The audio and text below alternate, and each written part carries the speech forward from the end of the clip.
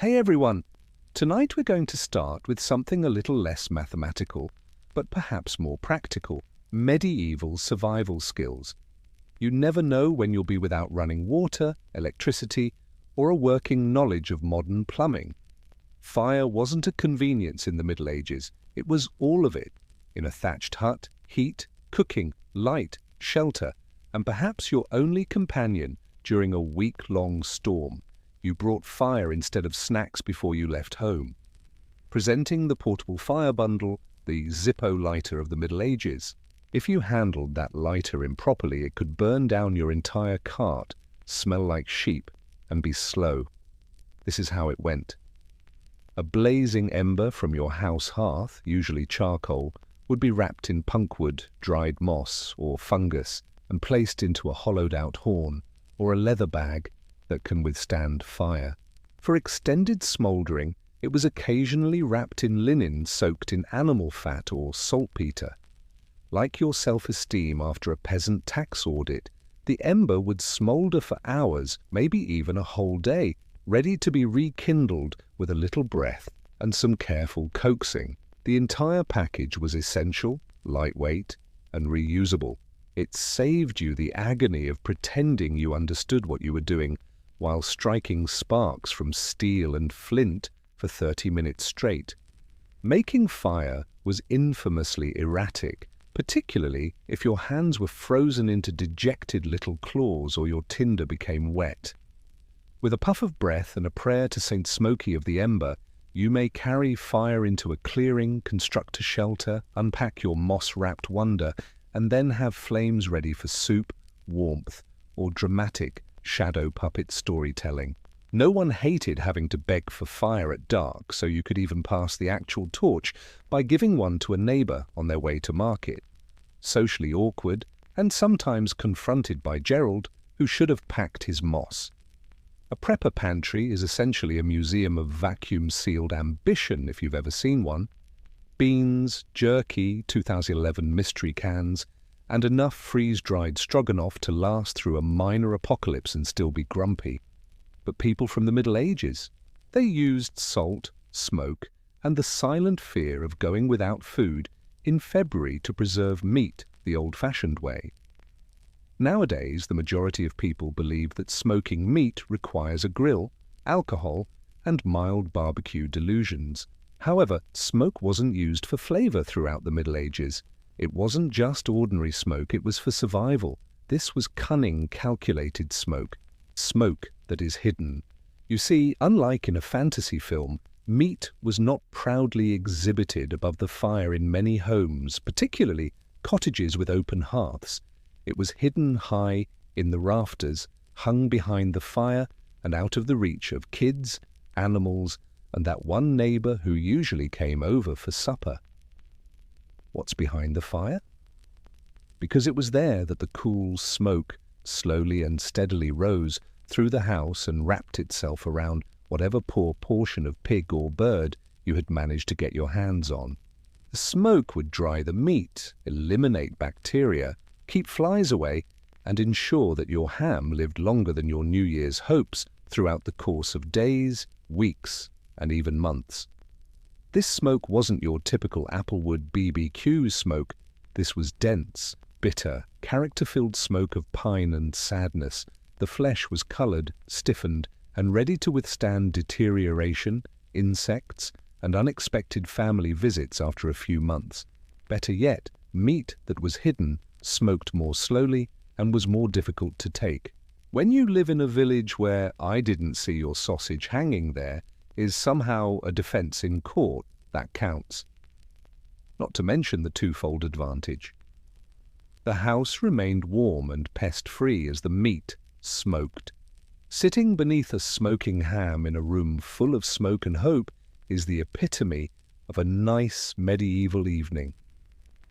Perimeter security, motion sensors, tripwires, camera drones, and that one man who constantly claims his dog can smell looters from a mile away are all things that today's preppers adore. However, medieval people had their own method of protecting their property that didn't need Wi-Fi batteries or barking. They referred to it as a living fence. Indeed, it was precisely what it seemed. Imagine attempting to keep your neighbor's kids out and your cows in without resorting to yelling, lumber, or nails. The answer? Expand your wall. Willow, hawthorn, hazel, and blackthorn are examples of fast-growing, bendy trees that were planted closely together to form living fences, sometimes known as hedgerows. You didn't simply allow them to grow like overachieving weeds. Instead, you twisted, and twisted the branches into a dense, razor-sharp hedge that could deter a pig, divert a goose, and completely destroy a robber's night. It was more than merely successful. It was lovely, but in a spiky, even aggressive way. In order to promote new growth while the trees were still living, certain hedges were built which involved bending the trunk sideways and partially cutting them. Others included free berry sauce, provided you had masochist hands, and thorny bushes that also served as burglar deterrents. This is where its beauty lies. With time, living fences became more robust. Every year, hedgerows grew denser, thicker, and more impenetrable than wooden fences, which rust, collapse, and invite every carpenter in town to quote you. In addition to constructing walls, medieval farmers were also building fortresses. They had several functions as well. They served as nesting places for birds, a haven for pollinators, and a barrier against soil erosion. If your multi-tool contained thorns, bees, and the occasional hidden ferret, then they were essentially medieval multi-tools. They were lovely too. Some of the hedgerows that can still be seen in England today are more than 700 years old, which means they have withstood kings, wars, and multiple Brexit efforts. You may think of medieval peasants inadvertently creating the Tesla or monks wearing pointed caps zapping frogs with static when you hear the term clay battery. However, long before thermostats, mini-fridges, or the term climate anxiety, this type of battery was entirely related to temperature regulation and had nothing to do with energy. It turns out that clay isn't limited to preschool, dubious sculptures and pots. It was also an unspoken genius of thermal mass in the medieval era, which is a fancy way of stating that it retains heat or cold in the same way as an obstinate grandmother retains resentment. Let's dissect it. Clay-lined walls or jars were frequently employed in medieval dwellings and food storage pits to control temperature. Clay kept meals cooler than the ambient air throughout the heat. It held heat longer in the cold than the majority of building materials. This was physics with mud, not science fiction. In unglazed clay pots soaked in water, people might preserve stew, milk, or butter. Similar to a medieval refrigerator, but less expensive, quieter, and less likely to make your leftovers taste like Freon, the water chilled the contents as it evaporated off the porous surface. Some even placed clay pots in shaded pits or cellars, where the constant temperature of the earth helped keep food, beverages, and perhaps grandma's last-minute apple pie fresh. They might also be used to gradually emit warmth throughout the night after being heated close to a fire. Clay bricks, the earthier version of a hot water bottle, were carried on wagons, placed in beds, or even wrapped in wool and placed beneath cloaks. These also never exploded, in contrast to contemporary batteries. In the worst-case scenario, they simply broke and quietly gave up. Teflon may be useful to you if you've ever cursed at a pan because your eggs chose to fuse with it forever. But if you lived in the Middle Ages before late-night infomercials and non-stick coatings, you relied on friction glaze, which is far more straightforward but also much more likely to cause blisters. In order to avoid food sticking, medieval people actually polished their cookware by hand, creating a smooth, semi-resistant surface. Even if it wasn't flawless or magical, it worked remarkably well, especially if you had already had a period of disappointing cabbage-based experiences. This is how it went. Coarse clay, which is about as non-stick as sandpaper, was typically used to make pottery, particularly cookware. But they compacted the surface, aligning granules and sealing pores by rubbing the still wet pots with smooth stones, bone tools, or even hard wood. This meticulous polishing produced a burnished glaze, which is a delicate sheen. Consider a person who spends half a day rubbing a soup pot as if it were a debt. Friction glaze is that. Did anything stop sticking after this? No, there was no miracle here. It was an invention of the Middle Ages. However, it decreased food adhesion sufficiently to make cleanup simpler and stew less crusty. In a sort of archaic seasoning technique, some even applied a tiny layer of animal fat to their burnished pots before firing them to help seal the surface. Additionally, it increased the pot's resistance to water and cracking, extending their lifespan. Additionally, burnished pots looked better for extra credit. A shining cooking pot was essentially the medieval version of kitchen bling in an era when the majority of objects were either wooden, drab, or dying. The procedure was labor-intensive, of course, and probably caused long-term shoulder issues for many potters. However, it was the difference between a vessel that transformed porridge into plaster and serviceable cookware.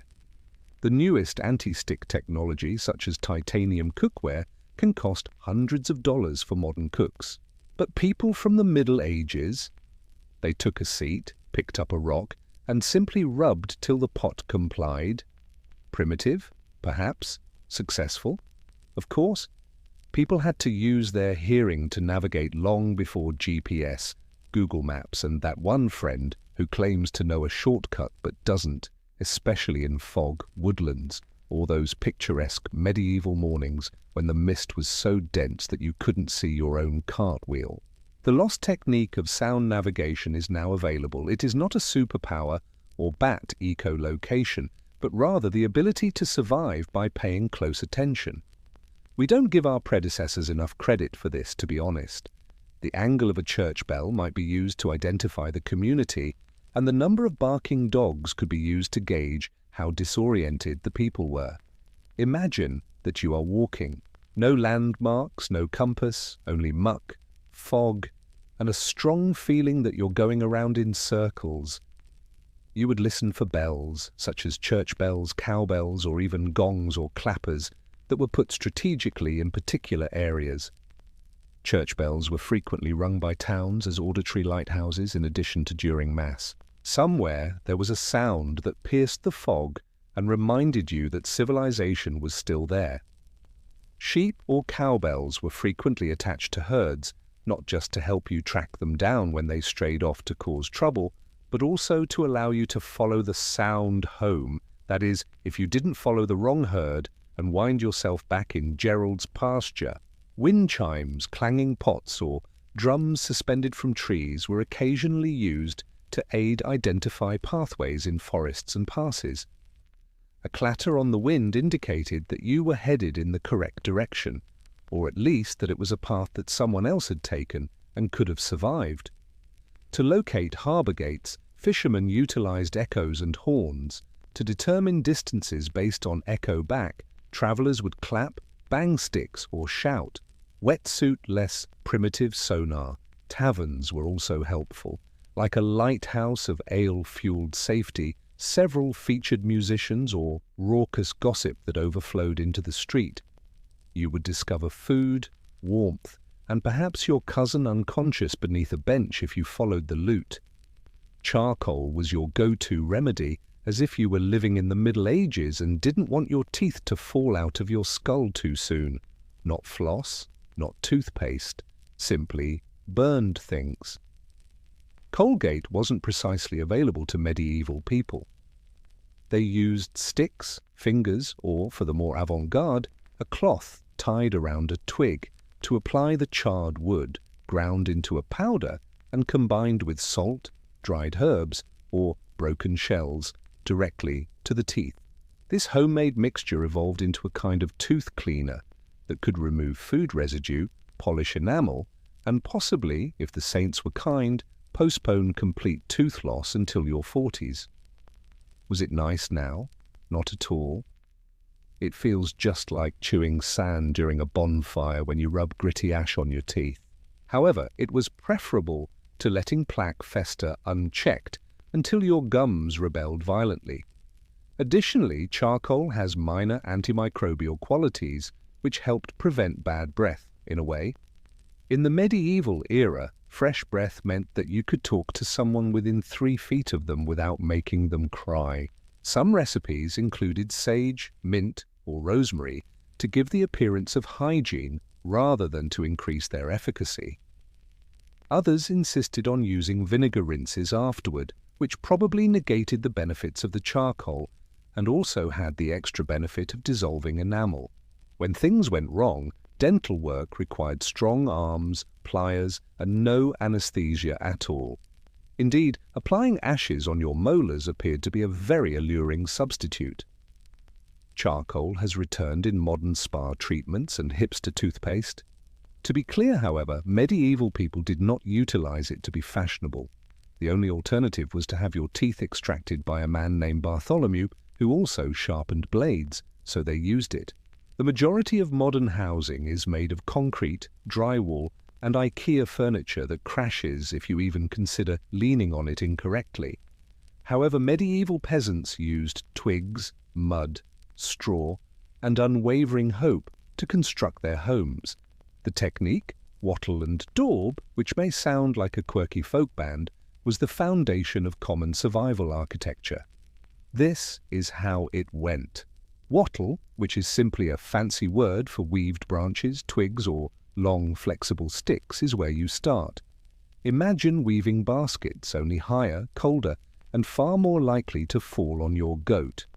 After then, these wattle panels were secured between wooden posts to form what appeared to be the framework of a highly complex fence.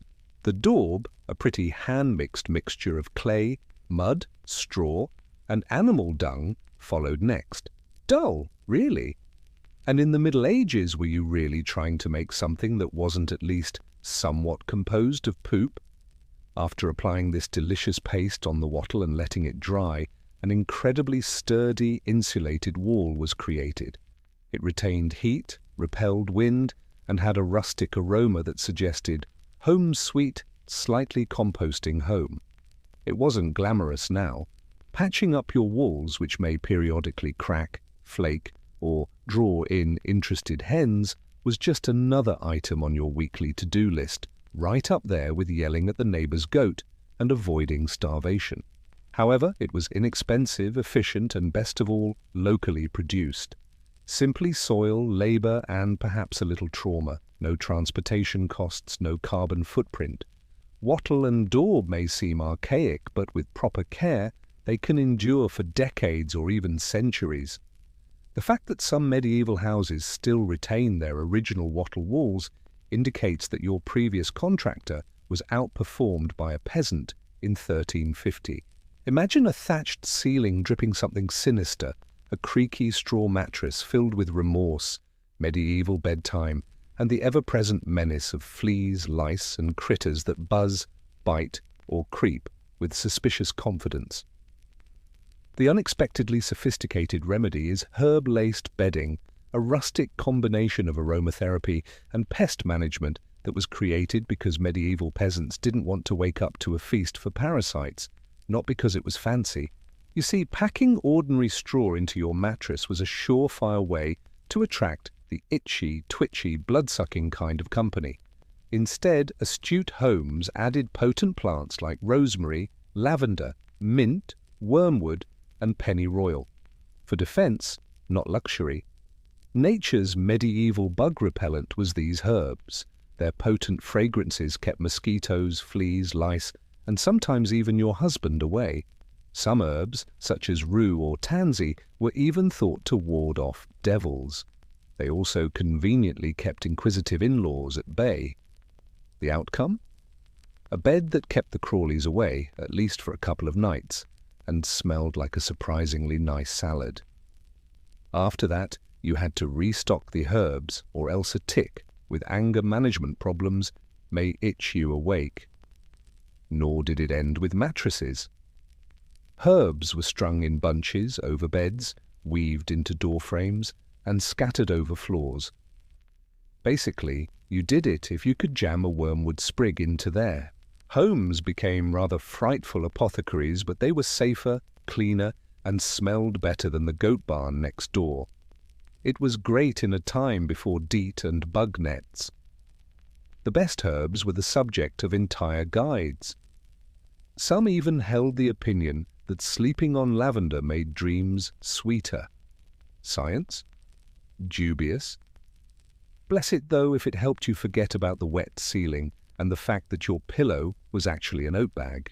Medieval people had to use their imagination to prevent their food from becoming scientific experiments long before the days of refrigerators humming in the kitchen and light-up freezer drawers full of forgotten peas. Let us introduce you to the wonder of passive preservation. Slab shelves, larders, or just that cold rock we place the cheese on are other names for stone cooling shelves. This is how it went. Homes' shaded walls were generally constructed with thick slabs of stone, either marble or slate if you were feeling fancy, especially on the north-facing side where the sun hardly ever shone. These stone shelves created a sort of ambient cold zone, basically a medieval mini-fridge with more spiders and less noise, by absorbing the naturally lower temperatures of the earth and surrounding air. They prevented milk, butter, meats, and whatever was considered leftovers from going bad too soon during the cooler months. Because of its thermal mass, scientific jargon for granite that doesn't care how hot it gets outside, the stone stayed cooler than the air, even in warmer temperatures. Stone, shade, and pure hope. No motors, cables, or light bulbs to embarrass you at 2 in the morning. Some houses even featured whole cold chambers or stone pantries with mud flooring and sturdy walls. These served as the forerunners of contemporary root cellars and were typically situated as far away from the cooking fire as feasible because, although medieval people like hot soup, they did not want their butter store to be gradually heated. To increase the cooling effect, wealthy homes could line these shelves with moist cloths or porous jars filled with evaporating water, a deft use of physics that never uses the word evaporative. In less affluent households, the milk was simply placed on the cold slab and hoped not to curdle before noon. Nowadays, you reach for an ice pack, pills, or perhaps a gel that promises cooling relief and mild remorse if you get stung by a bee or twist your ankle. However, humans had a less scary, more approachable alternative in the Middle Ages, when medicine frequently entailed leeches or someone whispering Latin over a goat horn. Cabbage leaves, cabbages indeed. The common vegetable that now ruins school lunches and gives cooked food a depressing odor was a key component of medieval first aid. Swelling, bruises, mastitis, joint pain, and the occasional plague-related mystery rash were all treated with cabbage leaf dressings. The reasoning? Easy. Cabbage is flexible, cooling, and has a minor antibacterial effect, a natural compress that was already wrapped in a leafy container. After gently crushing a large, ideally cool cabbage leaf to extract its juices, you would wrap it around the damaged area and secure it with linen or a little bit of positive thinking. It had a very calming impact. The natural compounds, such as sulfur, flavonoids, and enough farm scent to keep relatives at bay, did the rest, while the cool dampness of the leaves helped reduce inflammation. Depending on the condition, some healers would instead warm the leaves. The medieval version of Vicks VapoRub, but with less mint and more leafiness, was a heated cabbage poultice for aching joints or congestion in the chest. Additionally, it did not need chanting under the moon or bloodletting, in contrast to many other treatments of the time. It didn't need a monk or a full moon sacrifice, and it was easy to repeat. Just a little patience and a cabbage. Those same leaves may, of course, wind up in your soup pot after you've finished using them, which raises the bar for medieval tenacity to a whole new level. And iron-based stomachs. Medieval people had to find inventive ways to ward against the dark before there was electricity, candles, or the self-satisfied glow of a solar lantern. And ordinary people resorted to something less expensive, more odorous, and strangely efficient when torches were pricey and candles were reserved for churches or the wealthy. Rushing lights. For those on a tight budget, They are also referred to as bacon torches. What is a rushlight then?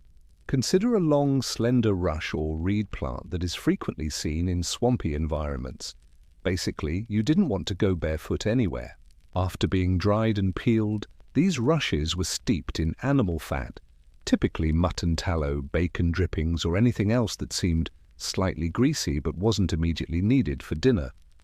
The outcome? A semi-flammable, slow-burning wick that could be held in a metal clip and lighted similarly to a candle. It wasn't really romantic light. It smoked, sputtered, and had all the allure of a fire hazard with a bacon fragrance. However, it was effective, and that was sufficient in the Middle Ages. Depending on the thickness of the rush and how well it was saturated, each rushlight may burn for 10 to 30 minutes. You lit another one if you needed more time. You moved closer if you wanted more light. And welcome to the entertaining realm of medieval darkness if your rushlight went out in a chilly chamber. However, rushlights were used for more than just lighting. They were also timers. Do you need to boil something for half the length of a rushlight?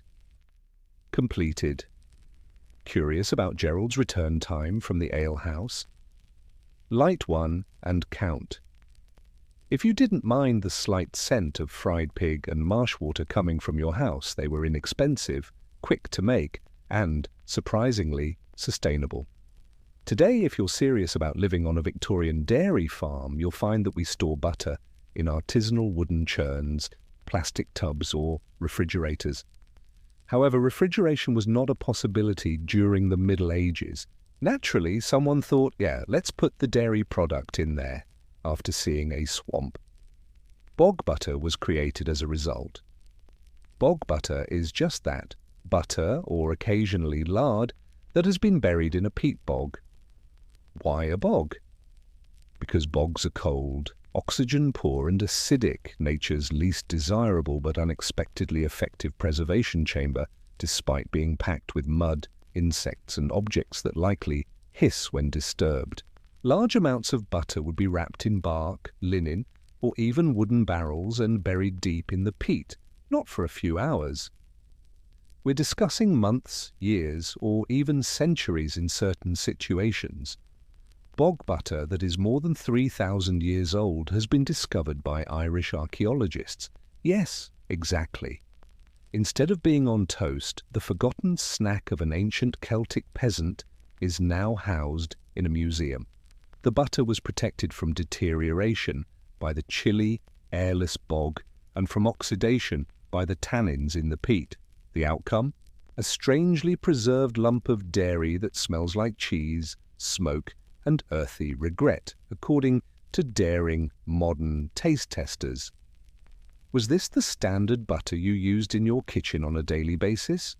No, this was long-term, survival mode storage, either for tribute, winter supplies, or that cousin who constantly showed up in the spring without invitation to buy food.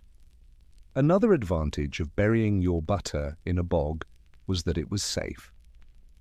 Do you want to deter thieves? Put your belongings in a frozen mud pit that is ankle deep. That isn't where anyone is looking for breakfast. Don't imagine medieval folks living in quaint hobbit holes with shelves of artfully labelled preserves and rustic larders. Food storage was frequently more, please don't let this go rogue before winter kills us all, than Pinterest. And among the most ingenious answers, trees that are hollow. Indeed, the first self-growing pantry had built-in concealment and required no carpentry. The medieval countryside was surprisingly full of hollow trees. Whether they were created by age, lightning, rot, or overactive squirrels, these caverns ended up serving as makeshift storage spaces for travelers, peasants, and everyone else with perishable goods and no other choice. Do you need to keep apples, cheese, or dry meat out of the house? Put it in a tree. Do you want to prevent the neighbor, or worse, the neighbor's goat, from stealing your food? Tree. Looking for a cool spot to keep that dubious fowl you found while wandering through the woods? tree. A hollow tree's interior offered natural cover, insulation, and shade. The confined compartment and thick bark aided to prevent spoiling by maintaining comparatively constant temperatures. Perfect for short-term storage, particularly during cooler months, but not the best for long-term preservation. To keep things dry and add a bit of that rustic medieval feng shui, some even lined the interior with bark, moss, or leaves. To at least make it look like squirrels weren't licking your food, some people put food in porcelain or leather containers before tucking it into the hollow. And it wasn't just for food. During raids, hollow trees were also utilized to conceal weapons, treasures, herbal cures, and in an emergency, small children, not as a method of childcare. At the very least, a decent tree may be the difference between cold and suspiciously warm cheese, or between starvation and survival. Eating bark is typically a sign that something has gone horribly wrong in the survival world. Bark bread, a medieval treat that declares, "I didn't starve, but I did chew a pine tree," was made possible by the fact that it was a legitimate survival food during the Middle Ages. Peasants looked to the forest for tree bark during periods of famine, which were frequent rather than game or mushrooms, which were too seasonal and toxic. In particular, the cambium, or inner bark, of birch, elm, or pine trees. It's not the hard, outside material. Just below that, the soft, moist layer was shaved off, dried, crushed into flour, and combined with bread dough. Was it tasty? No. Was it nourishing? Surprisingly enough, yes. Complex carbohydrates, fiber, and trace minerals can all be found in bark. When grain stockpiles were empty, taxes were due, and the cows had strangely ceased providing milk, possibly due to unionization. It kept people alive. The majority of recipes combined bark flour with whatever was on hand, such as acorns, nettles, or real flour if you were lucky, and baked it into flat, chewy loaves that tasted like forest bread and looked like bread. However, when you had to choose between making your own bark or eating bark bread, you went with carbohydrates. Before grinding, some individuals even baked or toasted the bark, which gave it a smoky flavor, or at the very least made it less obvious that they were eating a tree. It wasn't limited to peasants either. Entire populations had to exist on bark during sieges and severe winters, which occasionally made it difficult to gather enough cambium from communal forests. The tree died because there was too much bark accumulation. The locals did, and it was insufficient. Therefore, don't freak out if the world ends and you're in the woods with no food in sight. You can definitely eat that, so go find a birch and embrace your inner peasant. Beauty was a daily devotion in the region between the Tigris and Euphrates. The ancient Mesopotamians ritualized self-grooming rather than merely grooming themselves. They saw cleanliness and ornamentation as indicators of social standing, divine favor, and even political standing.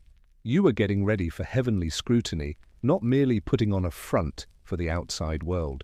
Let's begin by discussing the eyes. Thick, black eyeliner was popular in Sumer millennia before it was invented in Cleopatra's boudoir. Kohl, a powdered mixture of lead, copper ore, and antimony, was used by both men and women to create striking lines. Modern dermatologists might be appalled by this, but they felt it shielded them from evil spirits, and more practically, the brightness of the desert sun. Their usage of skincare products would cause contemporary influences to pause. To exfoliate and brighten the skin, crushed semi-precious stones were combined with oils. The body was covered in thick, cooling layers of mineral-rich mud from the riverbanks. It was carefully scraped off once it had dried, revealing smooth, glowing skin. Indeed, the original clay masks were more akin to ancient science than spa days. Another hardship was getting rid of the hair.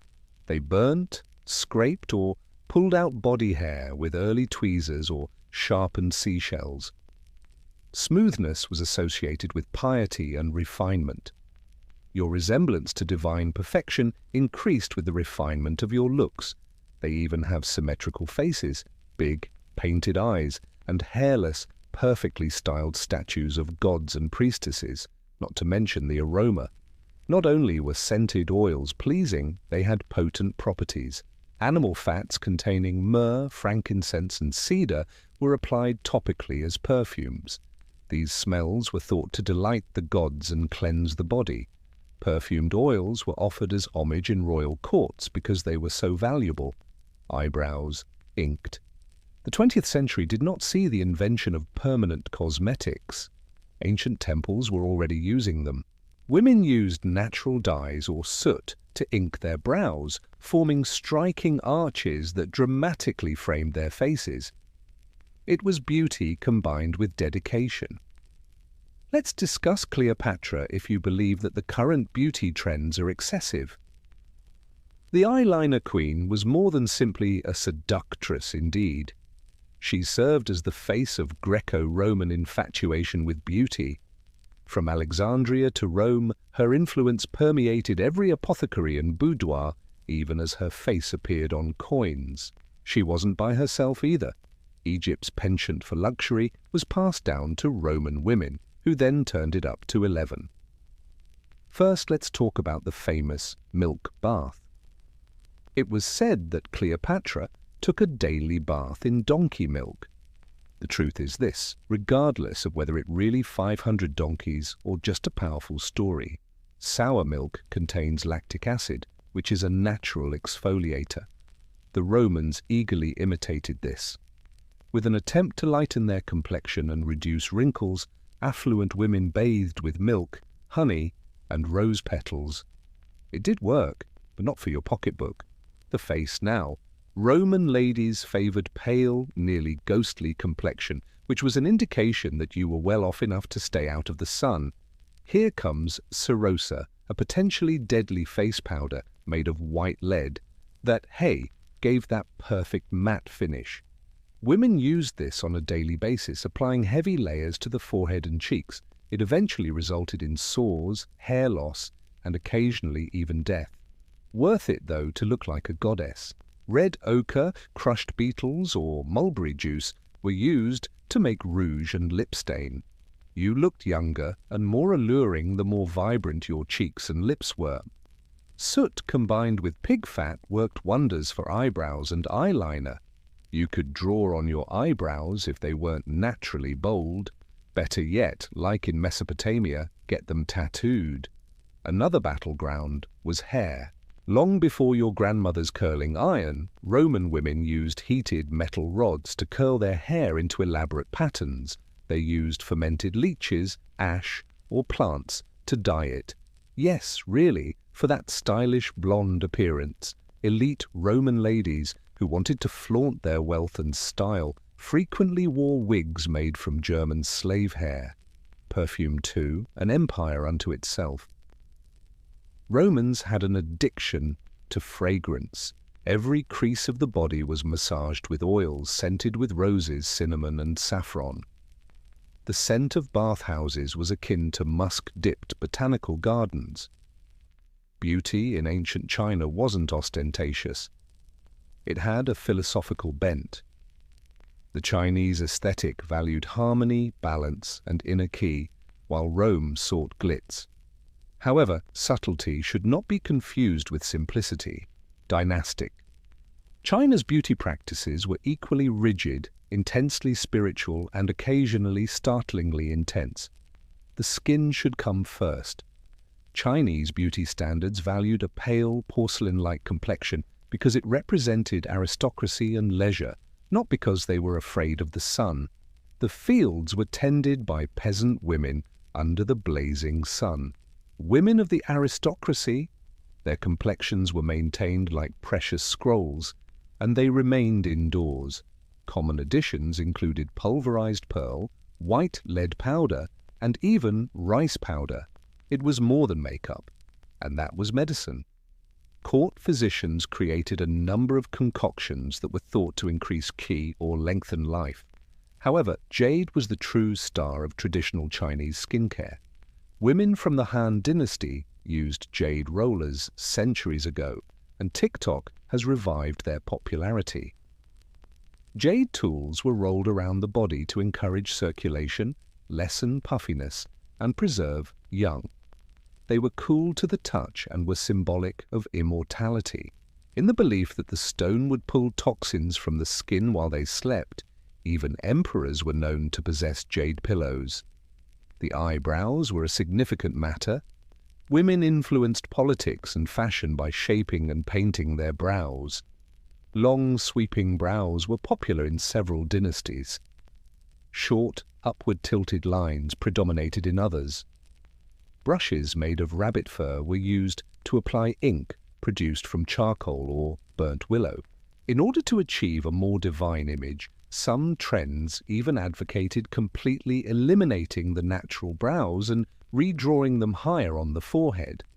Cinnabar, an animal fat occasionally combined with beeswax, were used to color lips. Safflower petals were used to make rouge, which was applied in little circles on the cheeks. What about beauty marks? They weren't coincidental. Some women applied tiny black dots, which are seen as playful symbols of mystique and charm, close to their eyes or lips. Taking care of hair was a daily routine. Women's hair, which frequently grew to their knees, was washed and nourished with camellia oil and fermented rice water. Exquisite updos, secured with golden combs and jade pins, were more than just fashion. They served as a statement of prestige, style, and cultural sophistication. Beauty wasn't noisy or deadly to the ancient Chinese. It was symbolic, disciplined, and meditative. It was expressed through the subtle glow of powdered faces and the arch of a flawless brow, not in words, but by artistic restraint combined with quiet strength. If there was ever a period in history where beauty truly killed, it was the Renaissance. In their quest for perfection, ladies in the courts of Italy, England, and France were gradually poisoning themselves in addition to improving their looks. The objective? An alabaster white, radiant face with delicate high brows and blood-red lips. The technique? A concoction of chemicals that would frighten a contemporary dermatologist. First, let's talk about the most notorious Venetian ceruse. White lead and vinegar were used to make this opulent face paste. It concealed wrinkles and imperfections by providing a flawless, bone-white appearance. It was worn religiously by Queen Elizabeth II. It produced a radiant shine that made skin appear porcelain when lit by candles. However, the drawback? Teeth decay, paralysis, skin deterioration, and ultimately death. It was the slow, drip time bomb of the Renaissance. But hold on, there's also arsenic. Arsenic wafers were marketed as miracle pills for women who wished to lighten freckles or brighten their skin. The skin was said to seem translucent when modest dosages were swallowed. Additionally, it resulted in internal bleeding, kidney injury, and vomiting. However, no one, not even your liver, waits for beauty. Eyebrows were either completely eliminated or plucked into narrow arches. Women occasionally shaved an inch or two off their hairlines to give the appearance of a larger brain and hence higher virtue because it was customary to have a high, rounded forehead. Balding became associated with high rank. Vermilion, cochineal bugs, or crushed berries were the sources of cheek color. Similar mixtures were used to paint the lips. Some ladies applied red dyes based on mercury, which caused irreparable nerve damage and a sensual flash of color. Not only were flushed cheeks attractive, but they also symbolized youth and vitality, qualities that aristocracy valued in a time when life expectancy was low. What about the odor? Cloying, ambergris, musk, and civet fragrances were worn not just for their seduction, but also to conceal the unclean reality behind layers of hazardous makeup. After all, bathing was still frowned upon in many European countries. Hair, particularly in Italy, golden hair was excellent.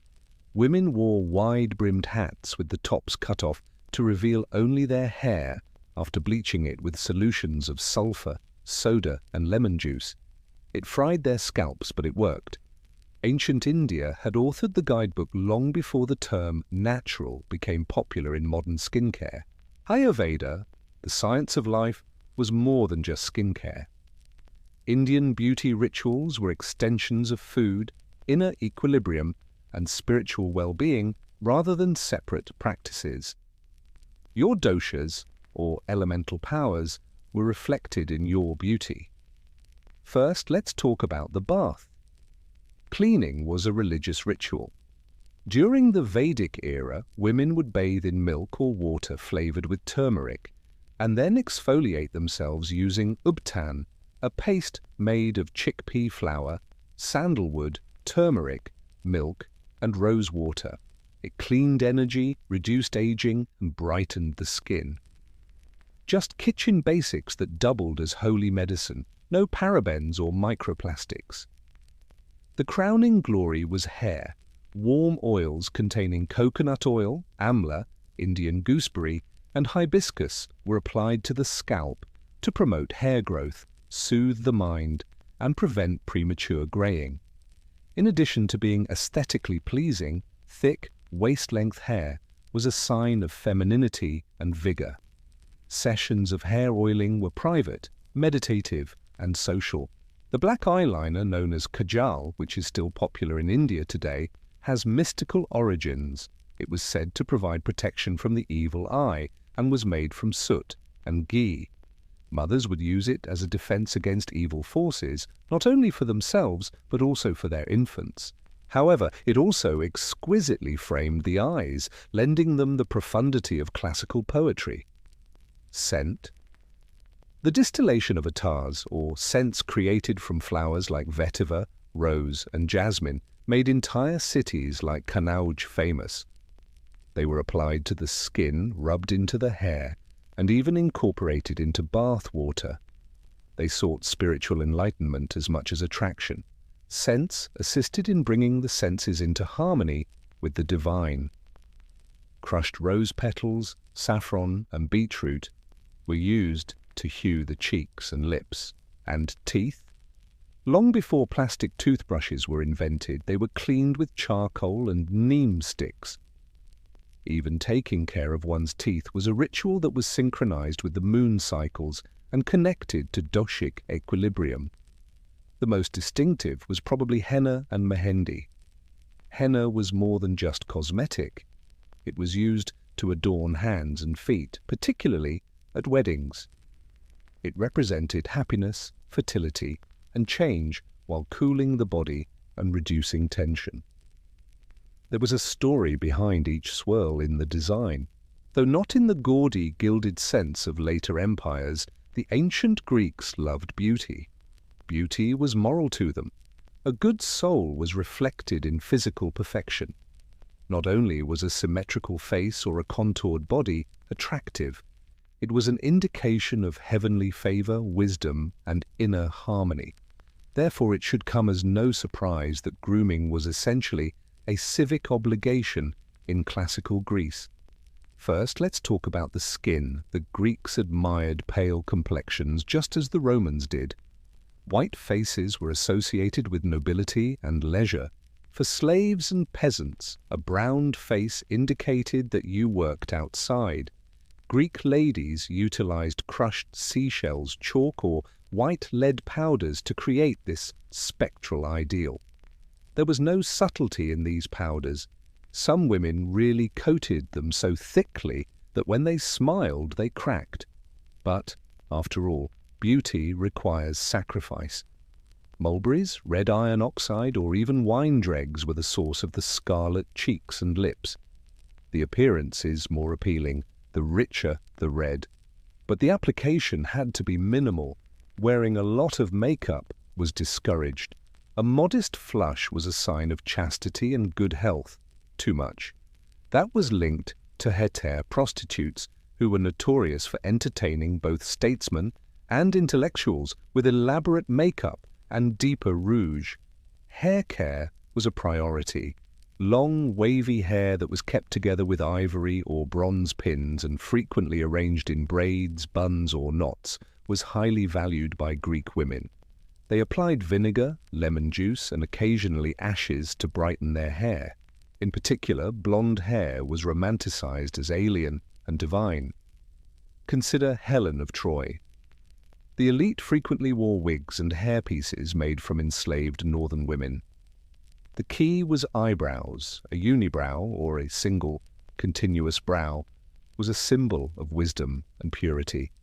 If they weren't naturally gifted, women would use soot or powdered antimony to make it look that way. Goat hair was even adhered between some people's eyebrows, all for that subtle academic appearance.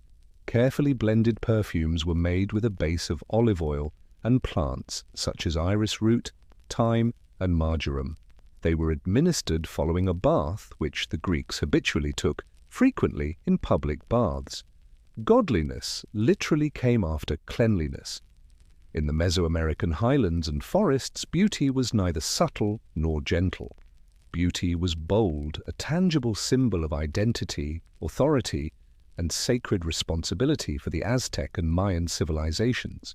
In the service of the gods and social standing, the ideal physique was created, chiseled, and occasionally painfully changed. First, let's discuss the most severe cranial alteration. A baby's skull was shaped as an augmentation by both the Aztecs and the Mayans. A child's skull was elongated into a sloping, nearly cone-like shape from birth by softly but firmly binding wooden planks to the child's head. It represented beauty, wisdom, and dignity. Your social status increases with the length and smoothness of your forehead. Dental decoration comes next. Don't use whitening strips. Elite Mayans inserted hematite, turquoise, and jade into their teeth. Natural resins were used to attach valuable stones into tiny holes that had been bored with obsidian instruments. The glimmer when they grinned, literal. The ability to tolerate pain, astronomical. Filed teeth, which were fashioned into sharp points or symmetrical patterns to resemble animal characteristics and convey strength or a supernatural link, were also in style. In daily life and ritual, skin and face painting were very important. Black paint was used for ceremonies by both men and women, and Aztec women frequently painted their cheeks with red and yellow pigments. The hues weren't chosen at random, they were significant. Red stood for fertility and life. Black was frequently used to denote devotion or battle. Crushed insects, such as cochineal, were used to make some paints, which gave them a vivid red color. Tattoos and piercings were acts of spiritual devotion. Often embellished with jade or bone jewelry, ear, nose, and lip piercings were popular. Ink and thorns were used to make tattoos that showed off a person's religious affiliation, family history, or even military honors. These accessories weren't understated. They were oaths of allegiance to deities like as Ixchel or Quetzalcoatl. The Maya thought that even crossed eyes were beautiful. In order to teach their babies to stare inward until their eyes misaligned, mothers would hang beads in front of their noses. This was regarded as an indication of mystical insight rather than a flaw. Beauty was as varied as the terrain in ancient Africa's vast and varied settings. Beauty rituals were both utilitarian and deeply symbolic everywhere, from the lush Nile Valley to the savannas of Nubia and the trading towns of West Africa. Style was only one aspect of adornment. It served as a declaration of status, identity, and even cosmic alignment. In ancient Egypt, beauty was essentially a science. Let's start there. Kohl was worn around the eyes by both sexes for protection as well as attraction. Made from galena or lead sulfide, the black pigment prevented infections and lessened sun glare. The striking lines that went past the lids gave Egyptian art its renowned almond-eyed appearance. Eyes were more than just reflections of the heavenly pathways. A perfume was both a need and a luxury. Egyptians were so infatuated with fragrance that they made perfume cones, which are wax cones adorned with lotus oil, cinnamon, and myrrh, and worn on the head during rituals. The cone emitted fragrance as it melted in the heat, covering the body and hair. After washing, daily hygiene routines included applying perfumed oils, frequently in jars made of stone or alabaster that were works of art in and of themselves. Beauty and climatic survival were the two main motivations for skin care.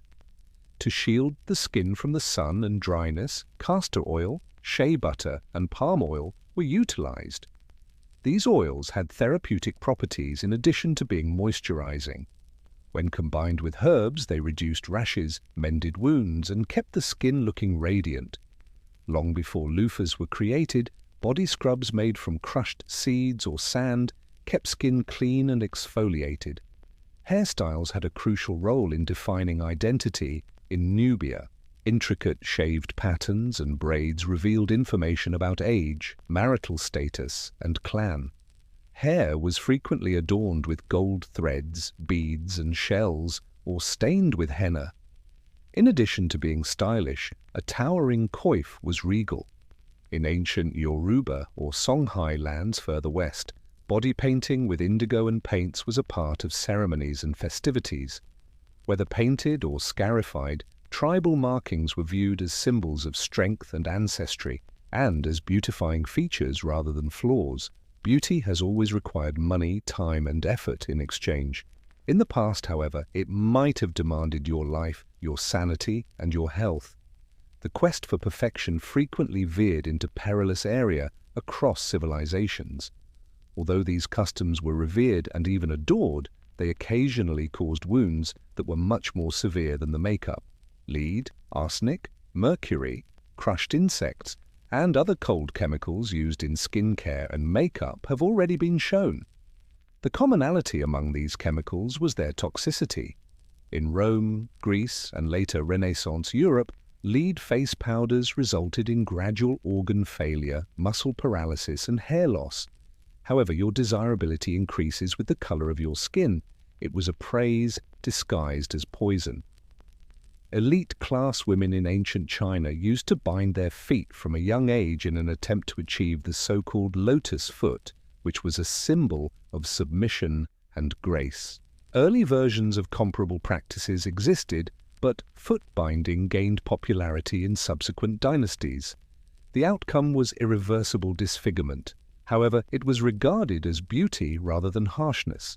Not to mention the ritualized agony of body modifications, piercings, and tattoos. Reshaping your skull or putting jade into your teeth was considered a sign of honor by the Maya and Aztecs, but there was a significant chance of infection, discomfort, and irreversible harm. Similarly, scarification, which entailed creating elaborate designs into the skin, frequently without the use of antiseptics, was a symbol of beauty and strength in ancient Middle Eastern and African cultures. Perfumes may also be harmful. Ingredients like cinnamon oil, which may burn skin at large doses, were frequently used in Egyptian perfume cones. Additionally, since taking a bath with water was considered a luxury, using heavy oils could cause diseases by trapping dirt and bacteria. Treatments and cosmetics were not standardized or subject to regulations. The lingering death of one was another's beauty secret.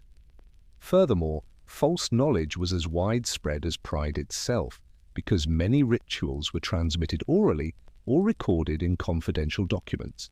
The quest of beauty was a reflection of the values of the time, power, divinity, nobility, and morality in every culture. However, the price? Frequently it was paid in silence. Under intricate hairstyles, perfumes, and powders, the scars were concealed. Ancient Mesopotamians were already enamored with board games, particularly the royal game of even before Monopoly destroyed family feasts. This game, which is more than 4,500 years old, was found in the Royal Cemetery of in the 1920s by British archaeologist Sir Leonard Woolley. However, it wasn't merely a pointless distraction hidden in a dusty corner. It was symbolic, sacred, and perhaps even cosmic.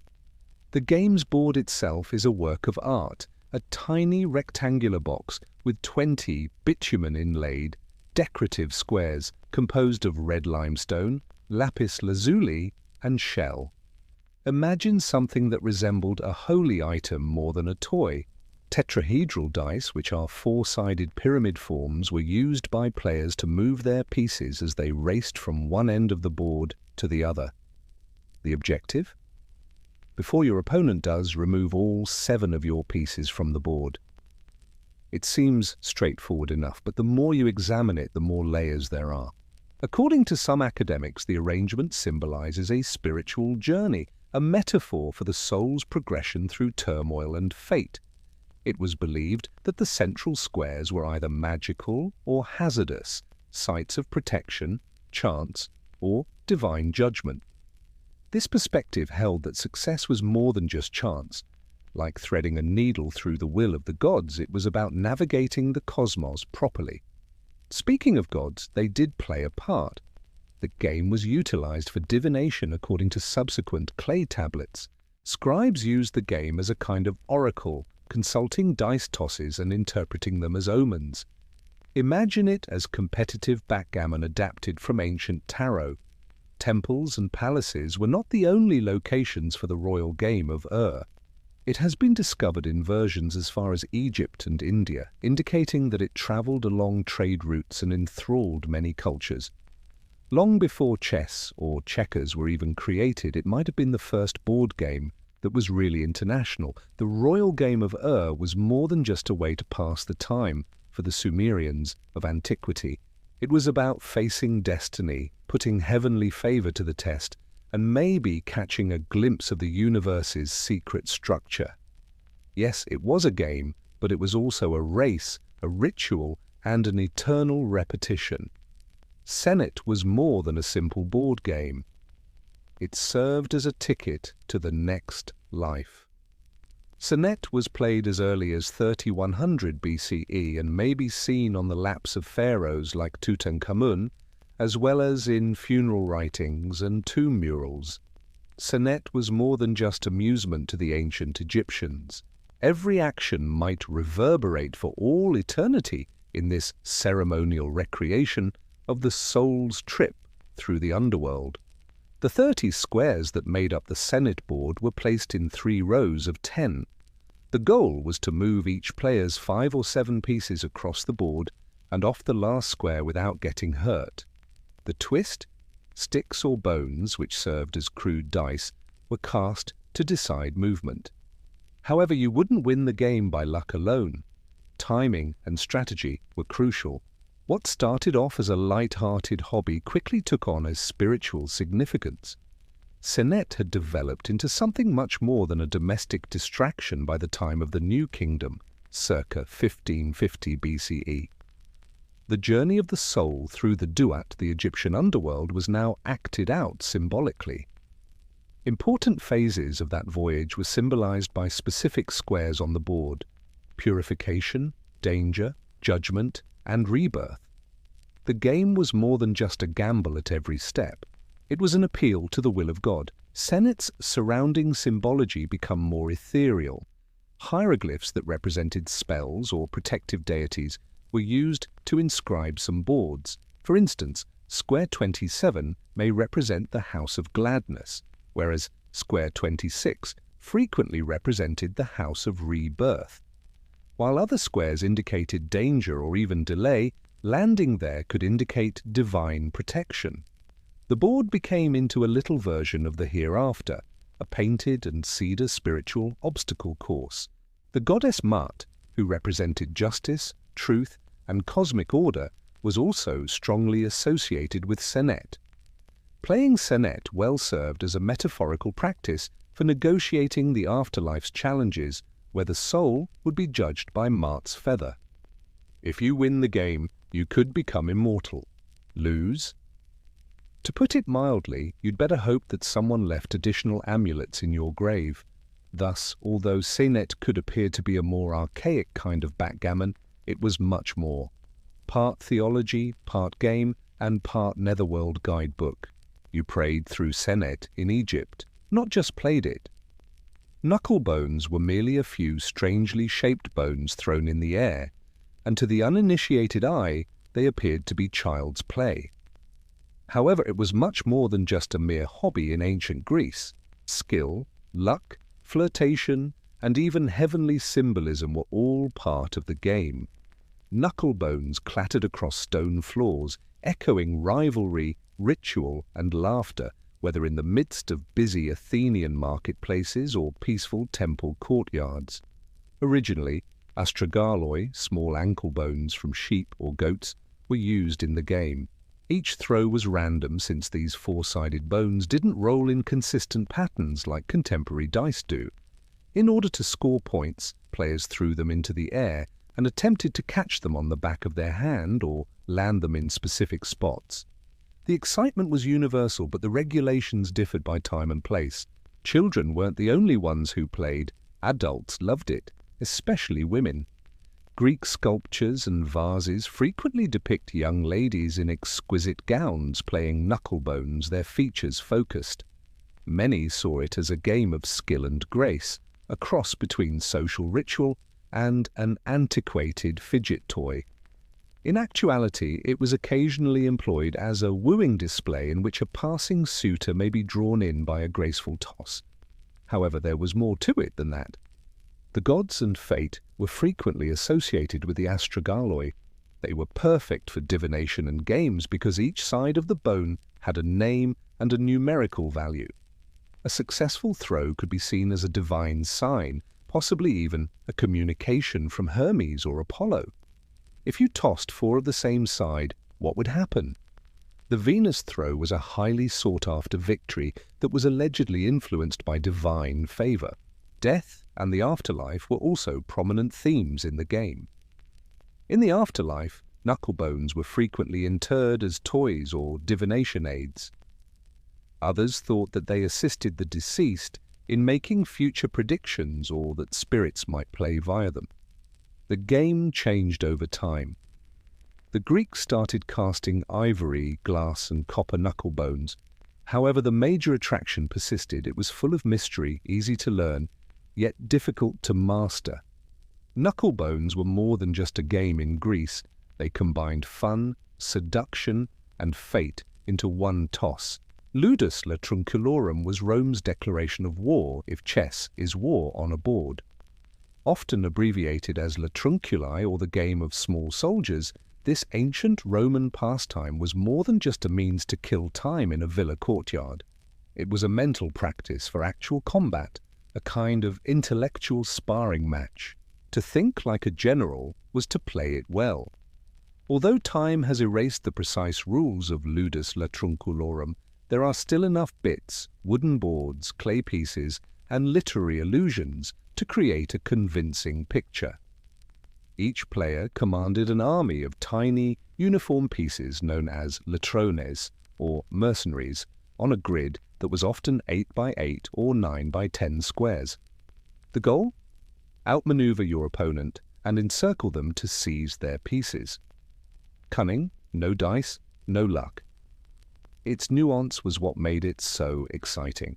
Unlike or Senet, this was not a race game. It required strategic planning and psychological warfare. Like in real military campaigns, players would entice, feign, and trap. Both soldiers and statesmen enjoyed it. According to Roman writers like Varro and Ovid, some enjoyed making their pals look bad in front of others, while others saw it as a test of character. It's interesting to note that not just the elite played the game. Throughout the Roman Empire, from Britain to Egypt, latrunculi boards have been discovered etched into stones, floors, and even rooftops. It was a game that soldiers on the frontier played. It was played between discussions by merchants.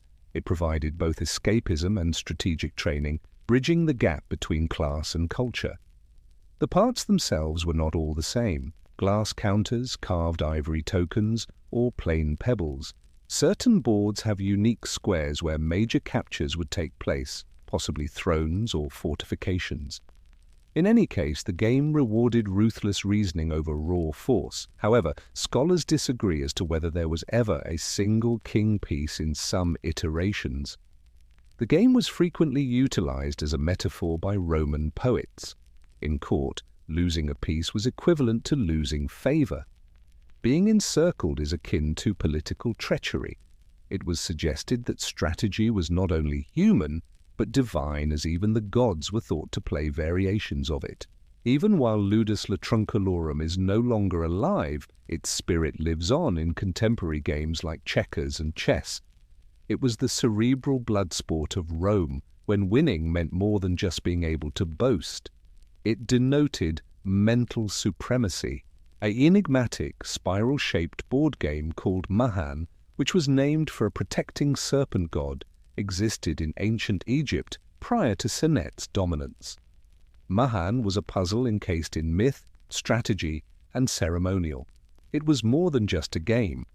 The surviving boards and game pieces indicate that Mahan was more than just recreation. Rather, it was cosmic symbolism in motion, even though the precise rules have disappeared with the ages. The board itself was eye-catching, a snake that spiraled inward toward the head, its body divided into rectangular halves. The solar deity Ra was thought to be protected by the serpent Mahan when he traveled through the underworld every night. Thus, each game was essentially a recreation of a holy journey. Players must negotiate peril, metamorphosis, and rebirth. Round marbles or spheres and tiny tokens shaped like lions are among the artifacts found with Mahan boards. According to scholars, each player was in control of a set of marbles that moved through the body of the serpent, perhaps under the threat or escort of the lion figures. The lions might have served as protectors, barriers, or even rival attackers. It's unclear exactly how mobility worked, but like other Egyptian games, it probably required dice or casting rods. Mahan's quick departure is what makes it so intriguing. Popular between 2600 and 2300 BCE during the Old Kingdom, it suddenly disappeared from Middle Kingdom documents and archaeological discoveries. Why? Nobody is aware. Some speculate that its religious connotations faded, while others think Senet's increasing prominence in funeral ceremonies simply eclipsed it. In any case, Mahan was reduced to a relic, leaving behind only silent, lion-headed pieces and lovely boards carved like serpents. Its existence outside of Egypt is just as fascinating. Comparable boards have been discovered in the Levant and Cyprus, indicating that the game, or at least its imagery, traveled via conquest or trade. In other countries, does it still have the same symbolic meaning? Or was it reduced to a conundrum after being robbed of myth? The mystery only heightens Mahan's appeal, even while the proof is silent. Mahan was ultimately more than a hobby. As a metaphor for safety, danger, and the never-ending cycle of life and death, it was a stroll along the divine spine of a serpent. Playing it was like stepping into a spiral where myth reverberated with every move. The Vikings played a family of asymmetric board games called Tafel long before they carved runestones or penned sagas. These games reflected their harsh reality of sieges, raids, and survival. Tafel games, which sharpened wits just as much as swords, were played everywhere in the Norse world, from commercial ports in Ireland to cold longhouses in Norway. These were not leisurely activities. Tafel was warfare reduced to calculated risk, strategy, and deceit. Tafel, often known as King's Table, is the most well-known variation. It is played on a square grid of varying sizes, usually 11 by 11 or 13 by 13. The hallmark of the game is its asymmetry. In the middle of the board, one player controls a king and a few defenders. On the periphery, the other is in charge of a bigger army of attackers. The king's intention? Go to a square in a corner. What is the attacker trying to accomplish? Encircle the monarch on all four sides to seize him. There are simply preparation, reasoning, and hard positional play, no dice or luck. The odds are also not even as in Viking raids. The king's player must act like a desperate leader, continually dodging, rerouting, and outwitting the adversary because the attackers outnumber the defenders 2-1. Tafel boards with elaborate grid patterns and stylized game pieces were frequently carved from wood, antler, or even stone. Versions designed like warriors, kings, or dragons may be owned by wealthier warriors and made of bone or glass. Despite being localized, the rules had a common pulse, and the boards were lightweight and convenient to transport on longships. Conflict. It was more than just amusement. Tafel prepared Viking wits for ambush tactics and real-world leadership. It taught how to plan multiple movements ahead of time, when to back off, and when to make sacrifices. Being able to predict your opponent may make the difference between success and failure in a time when alliances changed like the wind on the fjords. Even Christian missionaries utilized Tafel to establish a connection with pagan people, occasionally substituting a bishop for the king piece since it was so ingrained in Norse society. But Tafel, viewed as a holdover from the ancient gods, started to wane as chess expanded throughout Scandinavia in the Middle Ages. Although remnants of it can still be found in regional games like tablet, it was all but extinct by the 12th century. But Tafel was more than just a board game in its heyday. The battlefield was similar to a Viking one, but it was cleaner, calmer, and used bone rather of blood. Amidst the elephants, incense, and religious chants of ancient India's vast courts, a game was being played, not for amusement, but for fate. India's national game, Pachisi, was more than just a recreational activity. It was a celestial dance of calculated danger, kingship, and karma. Originating as least as far back as the 6th century CE, if not earlier, Pachisi was a favorite of emperors, particularly the fabled Akbar the Great, who not only played it, but lived it. The gaming board's enormous cross-form represents the meeting of fate and the 4 cardinal directions. The throne or residence is symbolized by the central square where each arm of the cross converges to form a trail of squares. In an attempt to get all 4 pieces back to the center before their rivals do, players race them around the board. The twist? Instead of using dice to determine movement, 6 or 7 cowrie shells are thrown. The movement is determined by the quantity of open side-up shells that land. Thus, every step combines divine whimsy, choice, and chance. However, Pachisi is about capturing, not only about moving.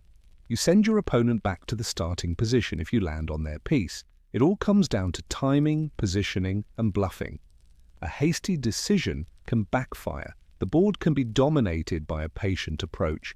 Like the politics of court life or the chess of battle, it's a game of nerves. It was played in real life too. Literally.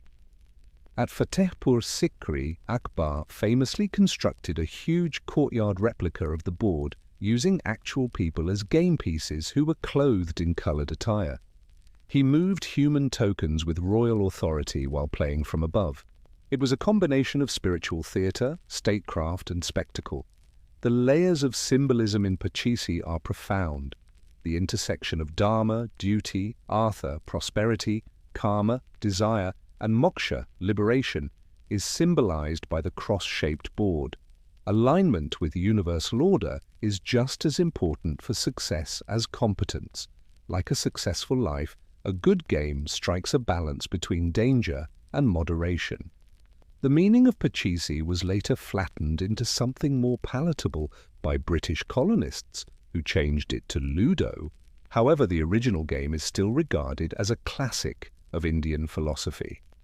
Every throw counted in Pachisi, which was more than just a race. It was a lesson in patience, fate, and the delicate dance of karma across a board. For Aztecs, rolling the bones constituted a spiritual exchange more than merely a game of chance.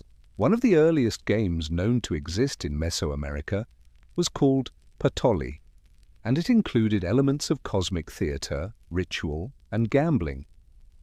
From small village nooks to the grand temples of Tenochtitlan, it was played everywhere, always under the watchful gaze of the gods, particularly Maquilxochitl, the patroness of excess, games, and dancing.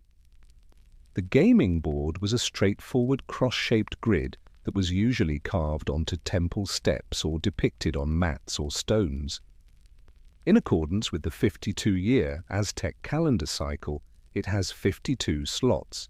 This was no accident.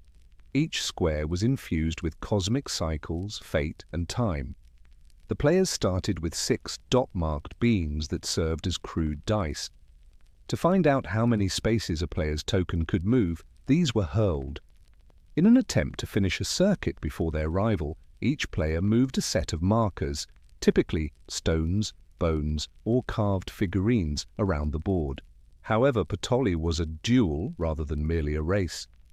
You might send an opponent's piece back to the beginning, or, worse, get rid of it entirely if you land on it. However, danger was reciprocal. Some squares were penalty spots associated with poor luck, where landing resulted in the loss of items or advancement. It's true, goods. Patoli was a full-fledged gambling event because it wasn't merely played for pride. Players wager on everything from blankets and food to slaves, jade, and gold dust. Games with a lot on the line could get intense.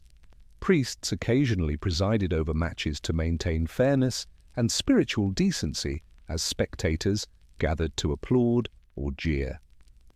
Before important games, players offered gifts to Mquilxachitl, pleading for good fortune or forgiveness in the event of a defeat. Playing Patoli meant risking not just money, but also the wrath of God.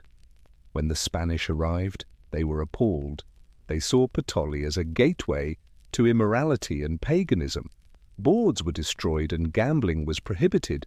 However, the game persisted in memory, was passed down covertly, or changed into less harmful versions. Patoli was special not only because of its mechanics, but also because it combined strategy, cosmology, and luck. The board resembled a tiny world. Every toss was a chance encounter. Additionally, every game reflected the never-ending risk between chaos and order, life and death. Games are typically viewed as leisure activities that help people relax, compete, or pass the time in today's society. However, games were frequently considered sacred in the ancient world. They were more than just amusement. They served as cosmic mirrors governing bodies' training grounds and rehearsals for fate, death, and rebirth. From Mesopotamia to Mesoamerica, play was never simply play in any civilization. It was a covert ritual, for example, Senet and Patoli. These were not recreational activities. They had religious connotations and were frequently performed at temples, cemeteries, and other ceremonial settings. In Egyptian pharaohs' tombs, Senet boards were discovered, not as toys, but as instruments to help the spirit navigate the duet or underworld. It wasn't about outwitting your opponent to win a game. It was about demonstrating that you were spiritually prepared for the next life. Similarly, Patoli was played under divine watch in the Aztec world. The god of excess and games, Mquilxachitl, required observance and sacrifice. The bean throws weren't merely fortunate or unlucky. They were signals of favor or punishment, messages from the gods. It's possible to view losing your belongings as karmic justice, gaining an advantage, a brief synchronization with cosmic forces. Rich symbolic weight was attached to even more abstract games, such as Pachisi and Mahen. During his nocturnal journey through the underworld, Mahen acted out the serpent god coiling around the sun, god Ra. Each movement on the board represented safety, advancement, or danger. With its cross-shaped design, Pachisi was more than just a way to get to the center. In cowrie shells and tokens, it represented the full spiritual cycle of dharma, karma, and moksha. It is also impossible to overestimate the importance of games in both education and warfare. Tafel and Ludus Latruncalorum were not merely military diversion games, they were simulations of tactics. Young aristocrats, generals, and emperors played them to learn as much as to win. Playing games taught players how to anticipate actions, neutralize dangers, and strike a balance between strategy and violence. Away from the battlefield, They developed leaders in silence. Ancient games therefore fulfilled a variety of purposes, whether they were engraved into stone, sung in courts, or rolled in temples. Yes, they entertained, but they also prepared, taught, cured, and judged. They linked time to eternity, players to fate, and humanity to the divine. You weren't running away from life in the old world when you sat down to play. You were experiencing it more deeply. Wollstonecraft, Mary. Godwin's first breath on August 30, 1797 carried more pressure than most people experience in a lifetime. She was born into a seismic shift in her thinking. Mary Wollstonecraft and William Godwin, her parents, were among the most radical intellectuals of their era. A Vindication of the Rights of Woman, a ferocious feminist book written by her mother, boldly argued that women were logical beings deserving of equality and education. Her father was a novelist and political philosopher who disapproved of institutionalized religion, monarchy, and conventional marriage. One of the most groundbreaking unions in Enlightenment England was founded by them. Then Mary's mother passed away 11 days after Mary was born. Mary's life was characterized from the start by both loss and genius. She grew up surrounded by the ghost of a mother she never met, but whose voice echoed through her work, as she was raised by her father in a home full of books, ideas, and visiting radicals. These pieces were not concealed by her father. Mary was urged to read them by him. She had a really unusual schooling. Before most youngsters learnt to write a paragraph, she was immersed in Greek mythology, science, poetry, philosophy, and history. Her classroom was the garden. Coleridge, Rousseau, and Voltaire were among the thinkers who influenced her. The home, however, was everything but idyllic. Mary had a chilly and tense relationship with her stepmother, Mary Jane Clairmont, and William Godwin later remarried. The new Mrs. Godwin thought Mary was a temperamental, rebellious girl with too much imagination, and she preferred her own children. For her part, Mary hated being expected to do household chores and only found comfort in writing and fantasizing. She began writing her own stories when she was 10 years old. She was reading books that most adults would be afraid to touch by the time she was 14. She was not a girl made for tea and needlework. As she slowly gathered strength, she was a storm. A life unlike any other was set in motion by Mary's early years, which were characterized by the principles of feminist revolt, personal freedom, and political change. Her beginnings were forged in fire, characterized by genius, and haunted by death. She was more than just the daughter of her parents. Already, she was evolving into something more powerful and unfamiliar, the future founder of science fiction, Mary Shelley. When Mary Godwin was 16 years old in the summer of 1814, she committed an act that would spark outrage throughout literary London. She was not alone when she fled. 5 years her senior, she eloped with the previously married, fiercely idealistic poet Percy Bysshe Shelley, who was her father's biggest disappointment as well as his lover. What started out as a passionate rebellion would quickly degenerate into sorrow, exile, and creative fervor. Mary first met Percy at her father's house, where the poet frequently came to discuss philosophy and honor Godwin's works. However, it was Mary who captivated him, not her father. She was quiet but intense, and she was as fascinated by freedom, science, and the paranormal as Percy was. She would frequently withdraw to be close to the woman she had never met, and they would read together by her mother's grave in St. Pancras churchyard. Their love story started there, amid headstones and books lighted by candles. They left in a hurry and with reckless abandon. With little more than a change of clothes and no clear strategy, Mary, Percy, and Mary's stepsister, Claire Clairmont, sailed over the Channel to France from England. Percy's decision to leave his pregnant wife, Harriet, would come back to haunt them all. The three of them walked through revolutionary France and Switzerland, sleeping in flea-bitten inns at night, and writing in their journals during the day. They were forced to return to England in shame after their money swiftly ran out. A downward cycle of adversity ensued. They were pursued by Percy's creditors. The children started to die, and Mary's father, who had once been the voice of unrestricted love, avoided her.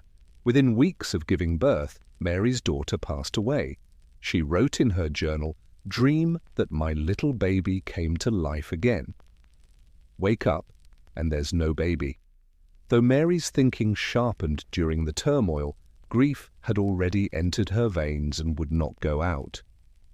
Greek myths, alchemy, galvanism, and scientific hypotheses on reanimation were among the many books she was reading. A rebellious woman in a conservative culture, she was living in exile. Her bond with Percy was both energizing and draining. He was intelligent, unpredictable, emotionally aloof, but fervently supportive of her writing. Despite being shunned, Mary Shelley was not a victim. Already brimming with disobedience and heartache, her life was setting the stage for something spectacular, and within a few short years, lightning would strike on the banks of Lake Geneva.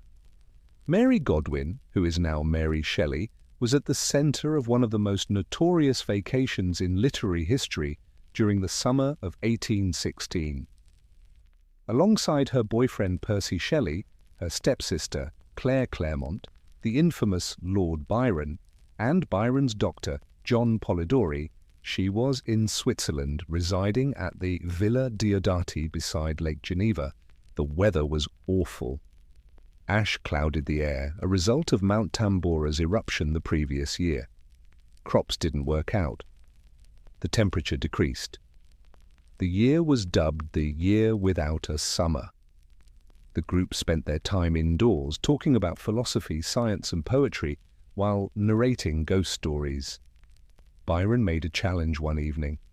Everybody should write their own story about the paranormal. A creative storm that would permanently alter literature started to develop.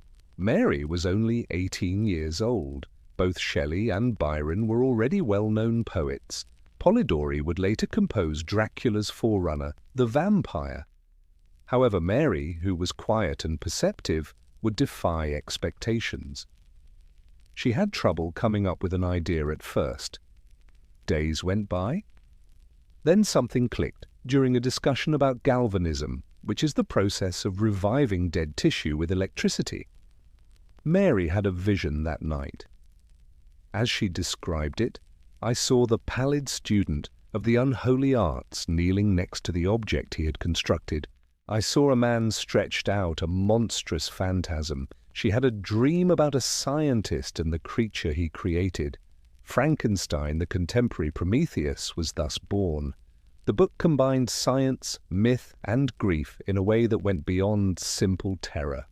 The era's enthusiasm with scientific advancement was reflected in Victor Frankenstein's fixation with creating life. Mary's own sentiments of rejection and otherness were mirrored in the creature who was rejected and unloved. Because of her losses and the turbulent men in her life, themes of motherhood, loneliness, and remorse permeated every page. Frankenstein was published anonymously in 1818. Many thought it was written by Percy. The preface had been written by him. He was the spouse. The man was him. However, the facts could not remain a secret. The world would learn that Mary Shelley was the mother of science fiction in addition to being the wife of a poet.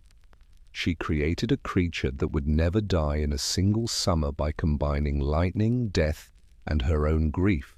Mary Shelley's life did not settle into literary success after the creation of Frankenstein. Rather, it sank farther into grief. Although death had always surrounded her, it intensified its unrelenting approach in the years after 1818. Her actual family started to disappear, even as her creation started to take shape in the public's mind. When Mary and Percy got back to England, tragedy struck once more. William and Clara, their two small children, both passed away. In Italy, Clara contracted dysentery and soon after, William contracted malaria. Mary was heartbroken. In a short period of time, she had now lost 3 children. There was no end to the agony.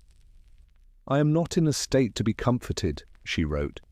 Her health started to decline, she isolated herself, and nightmares darkened her thoughts. But a gleam of life appeared despite the sadness. Percy Florence Shelley, her only surviving child, was born in 1819. Even he couldn't protect her from the next hit, but he would become her bulwark in the years to come. Tragic events occurred once more in 1822, but this time they were abrupt and violent. A volume of Keats' poetry in his pocket was the only recognizable remnant of Percy Shelley's body that washed up on shore after he drowned in a storm while sailing off the coast of Italy. Mary was just 24 years old, emotionally broken, broke, and widowed.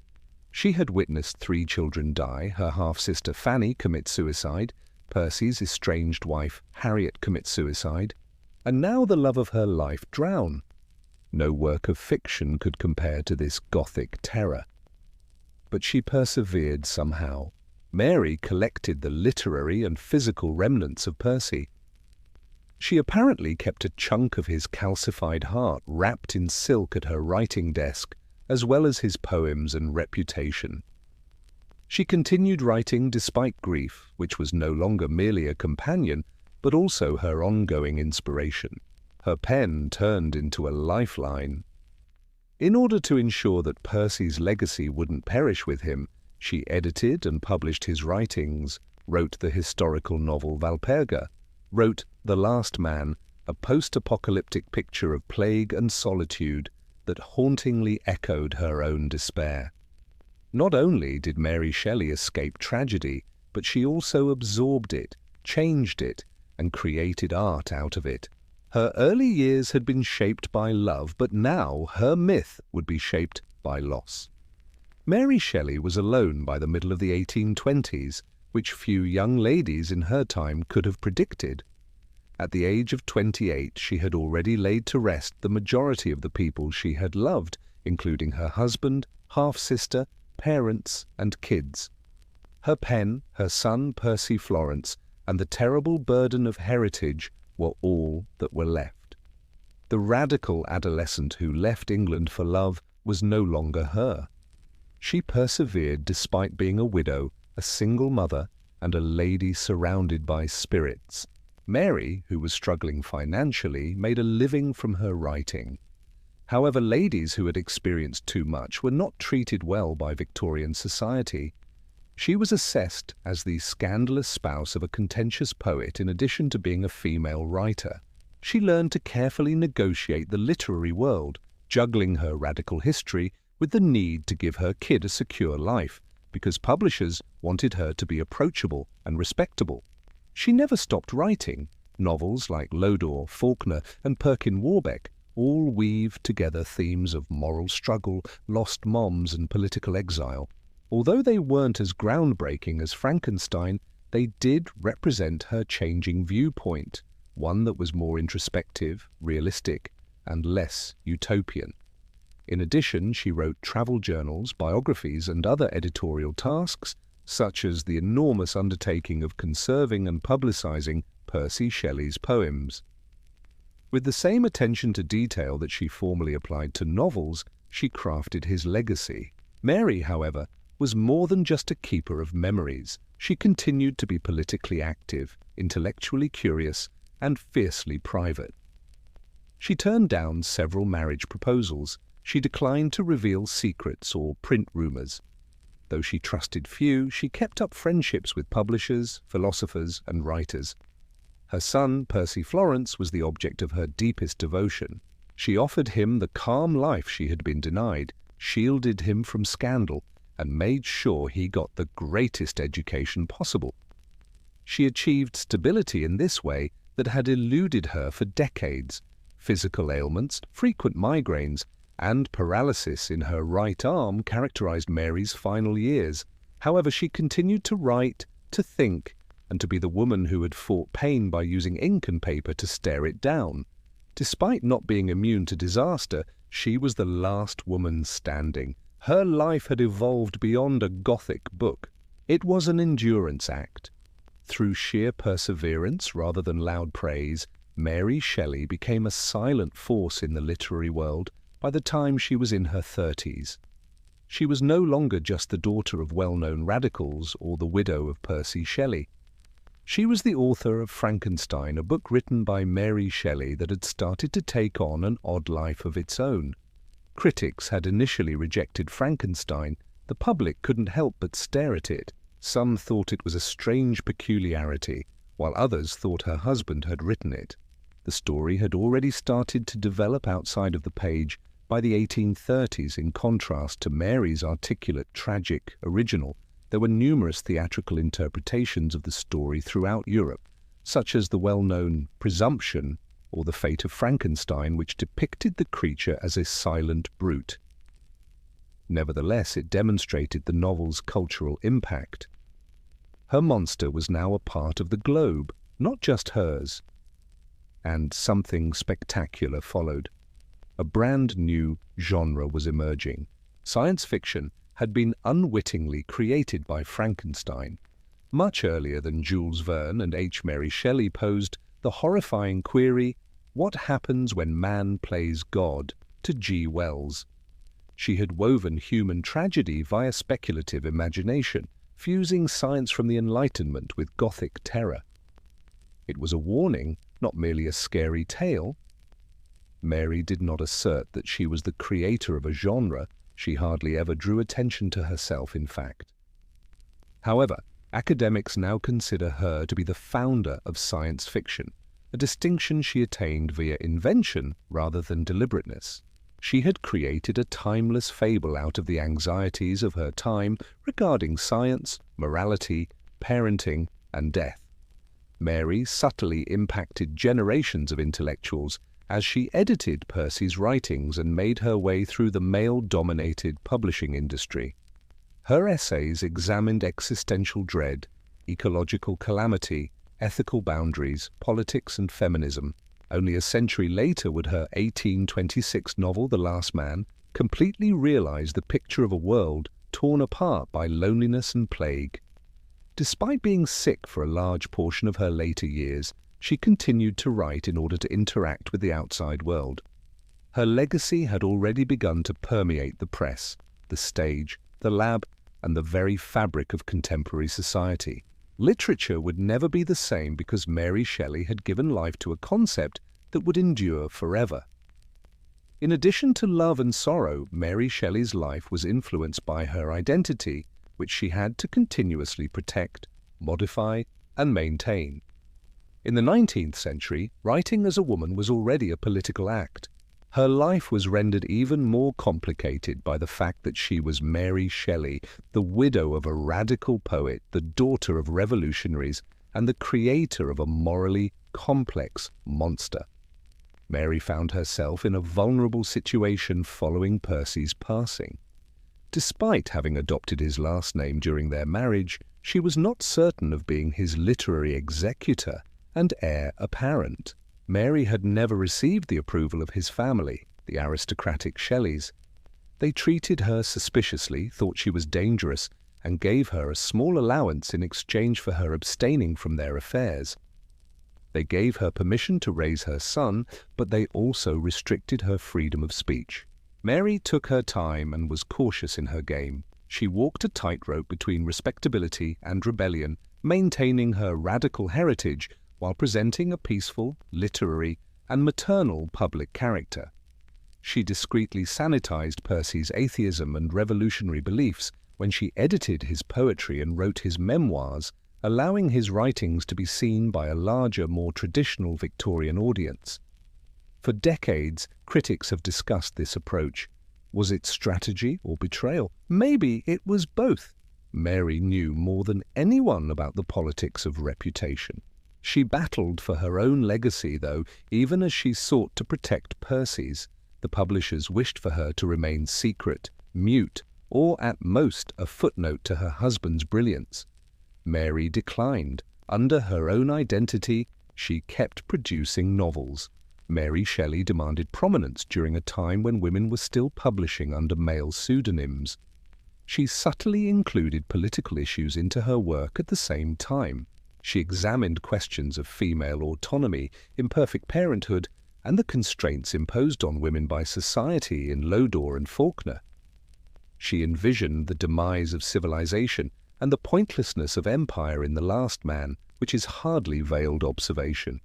Mary Shelley's pen was a weapon as much as a tool for her creativity. She influenced not only a generation's memories, but also the foundation of contemporary literature with her fiction, biographies, and subdued editorial work.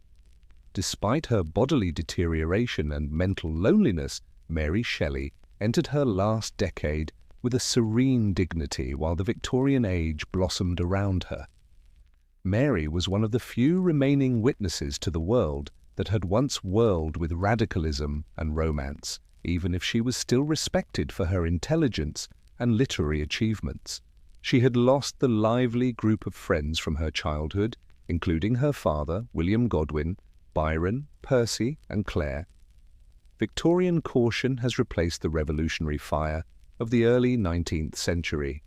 Mary's severe sickness was making her feel more and more alone. She experienced crippling migraines, arm paralysis, and what might have been a recurrent brain tumor. She didn't often complain, though. Like ink into paper, her pain was merely woven into her daily routine. She was nevertheless devoted to her son, Percy Florence Shelley, who had developed into a devoted and loving young man. Percy Florence, who later inherited the baronetcy denied to his father, led a typical life in contrast to his parents. In order to ensure his success and shield him from scandal, particularly the ghosts that continued to use the Shelley name, Mary clung to his friendship.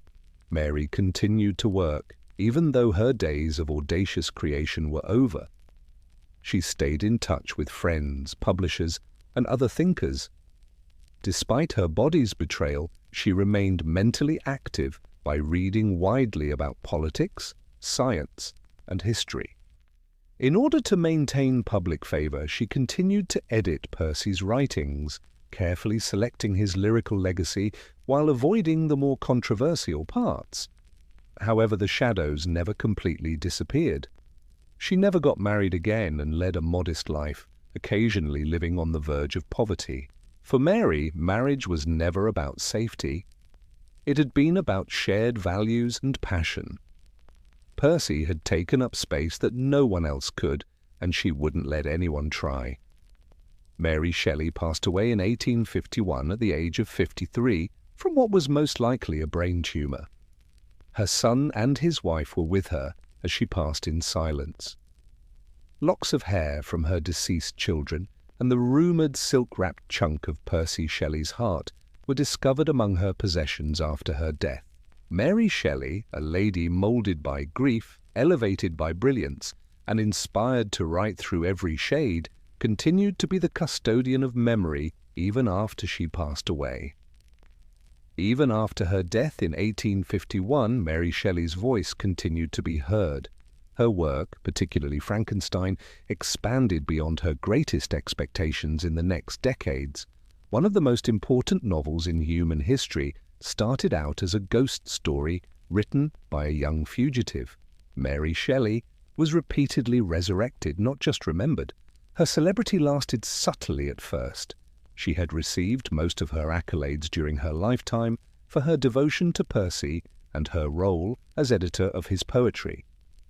Despite being admired, her own fiction was frequently disregarded or misinterpreted.